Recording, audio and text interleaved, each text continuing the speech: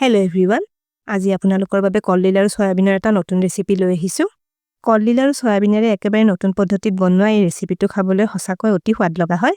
পিঁয়াজ বা নহৰু একো নিদিয়াকৈ বনোৱা এই ৰেচিপিটো আপোনালোকে এবাৰ বনাই নিশ্চয় খাই চাব পাৰে। মই আশা কৰোঁ আপোনালোকে এই ৰেচিপিটো নিশ্চয় খুবেই ভাল পাব। তেনেহ'লে ভিডিঅ'টো শেষলৈকে চাই থাকিব। কলডিল আৰু সয়াবিনেৰে বনোৱা আজিৰ ৰেচিপিটো বনাবলৈ মই ব্যৱহাৰ কৰা ইনগ্ৰিডিয়েণ্টছখিনি আপোনালোকে স্ক্ৰীনত দেখিবলৈ পাইছে।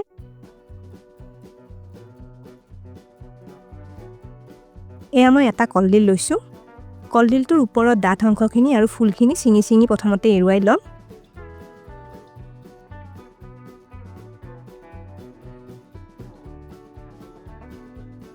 এয়া ওপৰৰ ডাঠ অংশখিনি ছিঙি গুচাই লৈছোঁ। এয়া চাওক, মই কলডিলটোৰ ভিতৰৰ একেবাৰে কোমল অংশখিনি উলিয়াই ল'লোঁ আৰু এয়া ভিতৰৰ কোমল ফুলখিনিও উলিয়াই লৈছোঁ। বেছি ডাঠ ফুলখিনি মই ইয়াতে ব্যৱহাৰ কৰা নাই। এয়া দেখিছেনে, ফুলখিনিৰ ভিতৰৰ এডোখৰ ডাঠ অংশ থাকে, সেইখিনি ছিঙি গুচাই ল'ব লাগিব। এতিয়া কুকাৰ এটাত কলডিলটো 2 টুকুৰা কৰি দি ল'লোঁ আৰু এয়া ফুলখিনিও লগতে দি লৈছোঁ। এয়া অলপ নিমখ জোখমতে দিছোঁ। এয়া দিছোঁ অকণমান হালধি। এতিয়া অলপ পানী কলডিলখিনি দি ল'লোঁ। এয়া অকণমান মিঠাতেল ইয়াতে দি লৈছোঁ। এতিয়া এই কলডিলখিনি 3-4টামান হুইচেল অহালৈ সিজাই লওঁ। এইফালে বাতি এটাত আধা কাপমান সয়াবিন দি লৈছোঁ। এয়া অলপ গৰম পানী সয়াবিনখিনি দি ল'লোঁ। এই পানীখিনি কিন্তু মই উতলাই লোৱা গৰম পানী লৈছোঁ। সয়াবিনখিনি এতিয়া এইদৰে 10 মিনিটমান পানীত ভিজাই থৈ দিম। 10-15 মিনিটমান পিছত সয়াবিনখিনি ভিজি ভালদৰে ফুলি উঠিছে। এই সয়াবিনখিনি এতিয়া ঠাণ্ডা পানীৰে ভালদৰে 3-4 বাৰমান ধুই ল'ব লাগিব। এয়া সয়াবিনখিনি মই পানীৰে কেইবাৰমান ধুই চাফা কৰি ল'লোঁ আৰু সয়াবিনৰ পানীখিনি মই একেবাৰে ভালদৰে চেপি উলিয়াই লৈছোঁ। এইখিনি এতিয়া এবাৰ গুড়ি কৰি লওঁ। সয়াবিনখিনি মই মিক্সাৰ গ্ৰাইণ্ডাৰত এবাৰ ভালকৈ খুন্দি গুড়ি কৰি ল'লোঁ। এইখিনি দেখিছেনে, ধুনীয়া মিহি হৈছে। এইফালে এয়া কলডিলখিনিও কুকাৰত সিজাই লোৱাৰ পিছত ঠাণ্ডা হ'বলৈ উলিয়াই থৈ দিছিলোঁ। এইখিনি 4টামান হুইচেল মৰাৰ পিছত ধুনীয়া কোমল হৈ পৰিছে আৰু এই কলডিলৰ পানীখিনি মই ভালকৈ চেপি উলিয়াই লৈছোঁ। এইখিনিও এতিয়া মিহিকৈ কাটি ল'ম। এয়া কলডিলখিনি কাটি ল'লোঁ। এইখিনি চাওক, একেবাৰে এনেকুৱা মিহি হ'ব লাগে। আপোনালোকে যদি বিচাৰে কলডিলখিনি এবাৰ মিক্সাৰ গ্ৰাইণ্ডাৰত মাৰি ল'বও পাৰে। এতিয়া ইয়াতে সয়াবিনৰ খুন্দি লোৱা গুড়িখিনি দি লৈছোঁ। এইখিনিতে এটা ৰিকুৱেষ্ট কৰিলোঁ, ভিডিঅ'টো চাই ভাল পালে লাইক আৰু শ্বেয়াৰ কৰি দিব।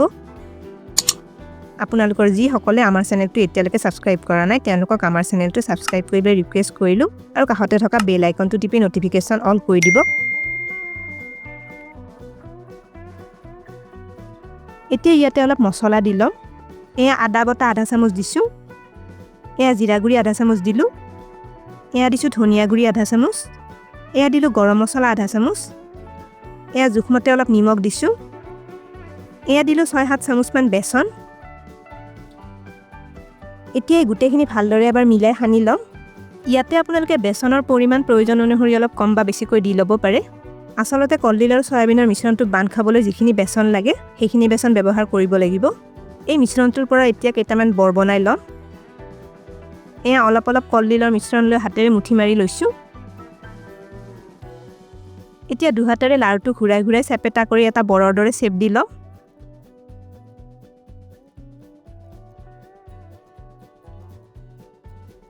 এয়া চাওক, এনেকৈ বনাই ল'লোঁ। এয়া গোটেইকেইটা বৰ মই বনাই ল'লোঁ। এইখিনি এতিয়া ভাজি ল'ব লাগিব। এইফালে তেল অলপ গৰম হ'বলৈ দিছিলোঁ। তেলখিনি গৰম হোৱাৰ পিছত গেছৰ জুইটো কমাই লৈছোঁ। এয়া কলডিলৰ বৰকেইটা এটা তেলত দি ল'ম।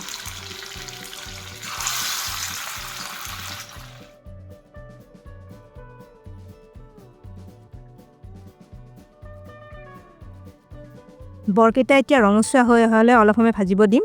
এয়া বৰকেইটা 4 মিনিটমান ভাজি ল'লোঁ। বৰকেইটা দুয়োটা ফালে উলুটাই দি ভাজি লৈছোঁ। এইখিনি চাওক, ৰঙচুৱা হৈ আহিছে। এতিয়া তেলৰ পৰা বৰকেইটা উঠাই ল'ম। এনেকৈ গোটেইকেইটা বৰ ভাজি ল'ব লাগিব। এইফালে কলডিলৰ বৰৰ চব্জিখনৰ বাবে এয়া 2টা কাটি লোৱা বিলাহী মিক্সাৰ গ্ৰাইণ্ডাৰত দি লৈছোঁ। এয়া লগতে 8টামান কাজু দি ল'লোঁ। এইখিনি এতিয়া মিহিকৈ এবাৰ পেষ্ট বনাই ল'ম। এয়া বিলাহী আৰু কাজুখিনি মিহিকৈ পেষ্ট বনাই ল'লোঁ। এইখিনি পেষ্ট বনাওঁতে মই 4 চামুচমান পানী দি লৈছোঁ। এতিয়া বৰ ভাজি ৰৈ যোৱা তেলখিনিত এয়া আধা চামুচ জিৰা গুটি দি ল'লোঁ। এয়া অলপ গোটা গৰম মছলা দিছোঁ। এয়া আধা চামুচ আদা বটা দি ল'লোঁ। এইখিনি এবাৰ লৰাই ভাজি লৈছোঁ। এতিয়া এয়া বিলাহী আৰু কাজুৰ পেষ্টখিনি ইয়াতে দি ল'ম এইখিনি এতিয়া গেছৰ কম জুইত 2 মিনিটমান ভাজি ল'ম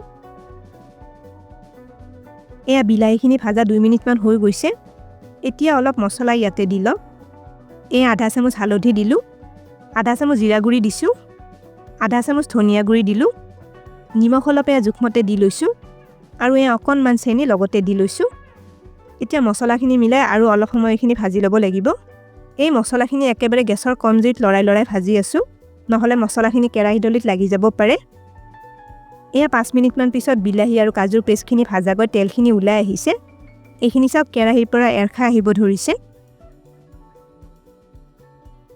ইয়াতে এতিয়া অলপ পানী দি ল'ম এয়া জোখমতে অলপ পানী ইয়াতে দি লৈছোঁ এইখিনি এবাৰ মিলাই লৈছোঁ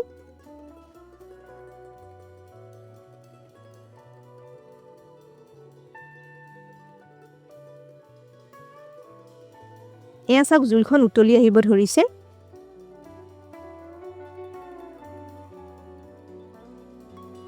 এতিয়া কেৰাহী ঢাকনিখন লগাই এইখিনি 3 মিনিটমান উতলিব দিম 3 মিনিটমান পিছত ঢাকনিখন আঁতৰাই ল'লোঁ এইখিনি সব আগতকৈ অলপ ডাঠ হৈ আহিছে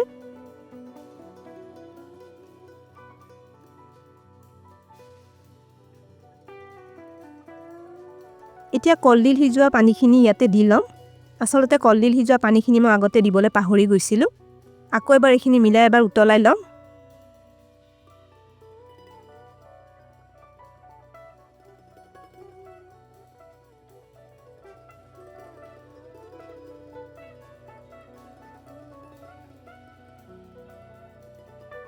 এতিয়া এয়া কলডিল আৰু সয়াবিনৰ বৰকিটা জুলখনত দি ল'ম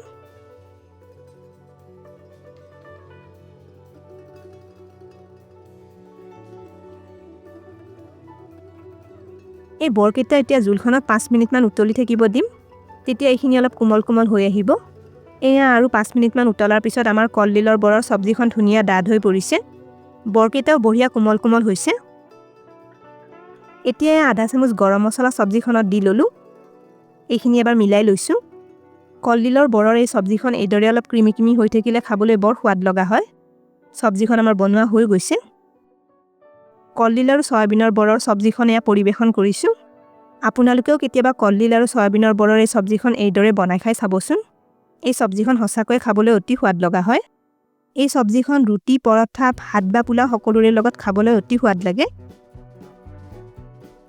এয়া অলপ কেঁচা জলকীয়া বৰৰ সবজিখনৰ ওপৰত ছটিয়াই দি লৈছোঁ তেনেহলে আজি ৰেচিপিটো কেনে পালে কমেন্ট এটা কৰি জনাবচোন ভিডিওটো শেষলৈকে সবে বেখাই ধন্যবাদ জনালো আৰু ভিডিওটো ভাল পালে লাইক আৰু শেয়াৰ কৰি দিব স্ক্ৰিনত দেখা পোৱা ৰেচিপিকেইটা চাবলৈ মই ৰিকমেণ্ড কৰিলোঁ ভিডিঅ'কেইটা চাবলৈ ৰেচিপিটোৰ ফটোখনৰ ওপৰত ক্লিক কৰিলেই হ'ল তেনেহলে আজিলৈ আহিছোঁ আকৌ লগ পাম আৰু এটা নতুন ৰেচিপি ভিডিঅ'ৰ সৈতে